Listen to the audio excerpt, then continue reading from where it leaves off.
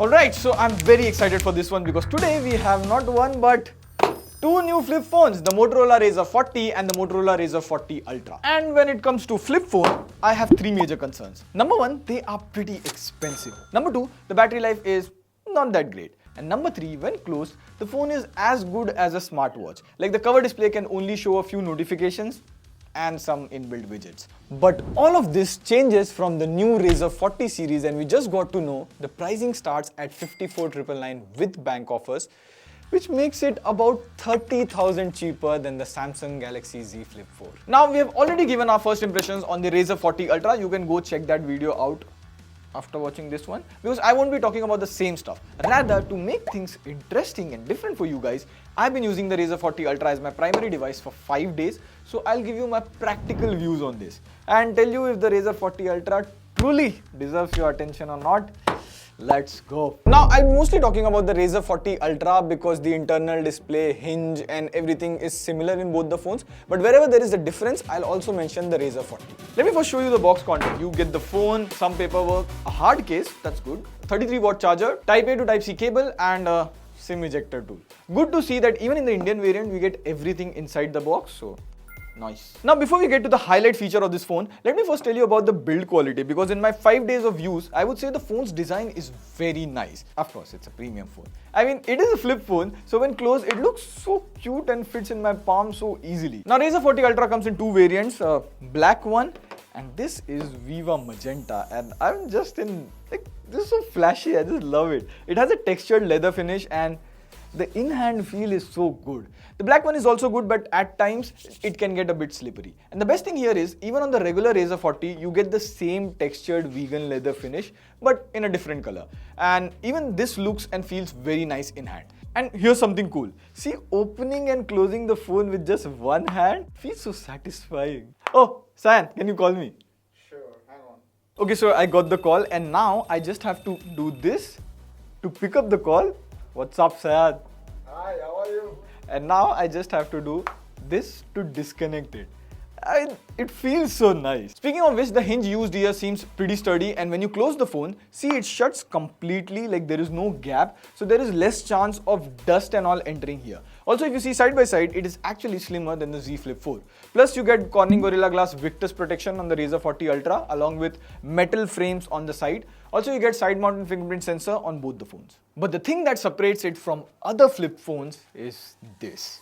So this here is a 3.6-inch 144Hz AMOLED display. This is the largest cover display on any flip phone. And I'll tell you two reasons why I just love this. Number one, you can do almost everything on this cover screen. So suppose I get a WhatsApp text. See, this small notification icon pops up. I press on it and it shows me the entire message. If I want to reply, I just tap on it. WhatsApp opens up over here and I can type the entire reply without even opening the phone. But the most functional app in this screen, I would say, is the maps. See, it shows up so well and the size of the cover screen is perfect to get directions. Plus, it also has a peak brightness of 1100 nits, so outdoor, under direct sunlight, icons and display, everything is visible. Number two, games. So yes, technically you can even play PUBG and Asphalt on this cover screen. You can, but why would you do that? But what I would recommend is playing hyper casual games. Like in my usage, I was playing this cool game that comes preloaded. It's called Marble Mayhem. You just have to tilt the display and then get the ball in the hole. So see, they've used the camera bump as the hole. That's clever. All in all, this is how I see it. I know the internet loves compact phone and small phones which are kind of dying now. But this Razr 40 Ultra, when closed with this larger outer screen and functionalities, kind of fills in the gap for compact phones. On the regular Razr 40, you get this 1.5-inch AMOLED display, and this is good enough to see notifications, time and all. But if you want to do anything else, you will have to use the inner display. And when you want a bigger phone, you can just open it. And there you have it, a 6.9-inch Full HD AMOLED display. So one thing that we notice is, normally the phone stays at 120 Hz like on this menu. But when you go inside games, you can click on this game settings, go to advanced settings, and now you can force the display to run at 165 Hz. So this is the only time when the phone runs at 165 Hz. Now with the Razr 40 Ultra, you get screen continuity which works flawlessly. Let me demonstrate. So I'm watching the video on the inner screen. Now if I close the phone, this continue option pops up. I tap on it and now the video keeps playing on the outer cover screen. And in my use, I just have the phone in this tent mode mode and I keep playing videos and working on the laptop at the same time, and when I see something interesting, I just open the phone and the video continues playing on the inner display, seamless. Plus see here, the crease is barely visible. Now of course, if you tilt the phone too much or see it from an angle, you can see the crease, but this is by far the least crease on any folding phone. And coming to the cameras, the base Razr 40 has a 64 megapixel main camera and a 13 megapixel ultra wide angle camera, whereas the bigger Razr 40 Ultra has a 12 megapixel main camera and a 13 megapixel ultra wide angle camera. And we've come out here to take some good photos, and let's see how the camera performs. And well, first impressions, I would say the photos come out decent. Like in this picture of me, my face and all is properly exposed. Even the clouds in the sky looks nice and blue. Or see this picture of the red flower, like the details and all are good. Even the natural background blur looks good. Or this picture of me sitting in the field, we click this on ultra wide angle and the colors and all are good. But yes, if you zoom in on these photos, there is extra sharpening and a bit of noise. Coming to videos, it can do 4K 60 FPS maximum, and here's how the video and audio quality is. And you get a 32 megapixel front selfie camera, and even on the front you can record in 4K 60 FPS, and here's how the video quality is. I also took some selfies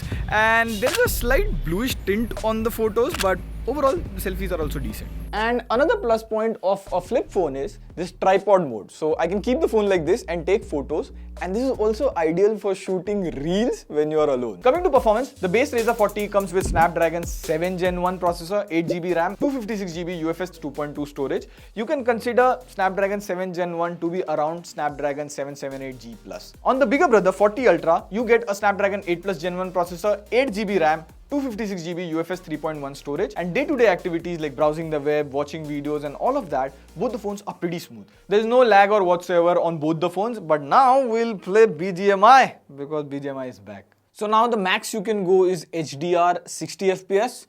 So we'll play at max setting because why not? Flagship phone. And this is BGMI, I can see underneath the plane.